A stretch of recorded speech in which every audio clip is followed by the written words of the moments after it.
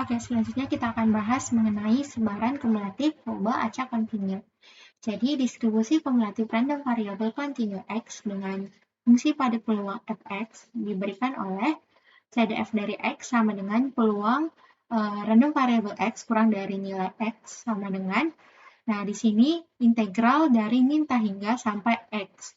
Nah, kenapa dia sampai X? Karena X-nya itu kurang dari sama dengan X. Jadi, dia itu dimulai dari tak terhingga, tapi tak terhingganya itu dari minus sampai batas yang paling maksimum, yaitu X. Gitu. Nah, di mana fungsinya adalah fungsi ft. Kita misalkan fungsi ft dt. Jadi, PDF-nya itu adalah ft gitu ya, teman-teman. Nah, di mana batas X-nya itu tetap dari minta hingga sampai tak hingga. Nah, gitu. Nah, kenapa nggak dari minta hingga sampai tak hingga batasnya gitu kan? Nah, berarti kalau minta hingga sampai tak hingga, berarti itu nanti hasilnya sama dengan 1 gitu. Jadi, ya kita ikutin sesuai dengan ketentuan dari CDF-nya gitu. Nah, ini sama sih kayak discrete gitu. Ya, cuma bedanya kalau di discrete, nah dia pakai sigma gitu. Nah, batasnya itu sampai X juga gitu, dari minta hingga atau dari I sama dengan 1 sampai batasnya si X gitu.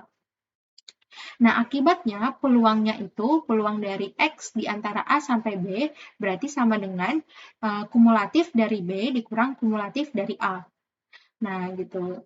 Sama aja sih sebetulnya. Kalau misalkan kita cari peluangnya kan, nah itu nanti kalau misalkan kita masukkan batasnya, dia itu akan menjadi CDF-nya, gitu teman-teman.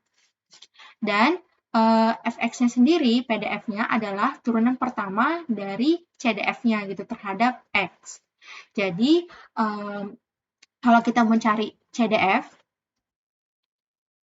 berarti kita akan integralkan dari PDF. Tapi kalau kita mencari PDF, berarti kita akan diferensialkan dari PDF. Nah, gitu. Nah, jadi untuk mendapatkan CDF-nya kita gunakan cara integral, dan untuk mendapatkan PDF-nya kita gunakan cara turunan. Nah, itu untuk definisi dari sebaran kumulatif loba acak kontinu.